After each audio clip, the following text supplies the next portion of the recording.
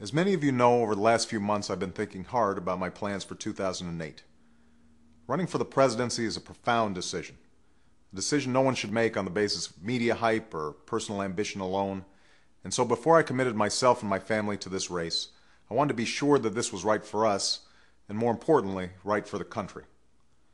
I certainly didn't expect to find myself in this position a year ago. But as I've spoken to many of you in my travels across the states these past months, as I've read your emails and read your letters, I've been struck by how hungry we all are for a different kind of politics. So I've spent some time thinking about how I could best advance the cause of change and progress that we so desperately need. The decisions that have been made in Washington these past 6 years and the problems that have been ignored have put our country in a precarious place. Our economy is changing rapidly, and that means profound changes for working people. Many of you have shared with me your stories about skyrocketing health care bills, the pensions you've lost, and your struggles to pay for college for your kids. Our continued dependence on oil has put our security and our very planet at risk. And we're still mired in a tragic and costly war that should never have been waged. But challenging as they are, it's not the magnitude of our problems that concerns me the most.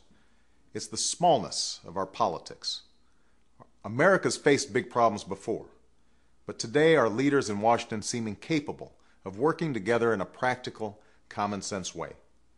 Politics has become so bitter and partisan, so gummed up by money and influence, that we can't tackle the big problems that demand solutions. And that's what we have to change first. We have to change our politics and come together around our common interests and concerns as Americans. This won't happen by itself. A change in our politics can only come from you, from people across our country who believe there's a better way and are willing to work for it.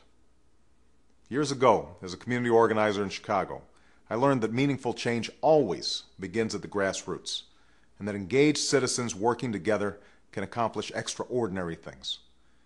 So even in the midst of the enormous challenges we face today, I have great faith and hope about the future, because I believe in you.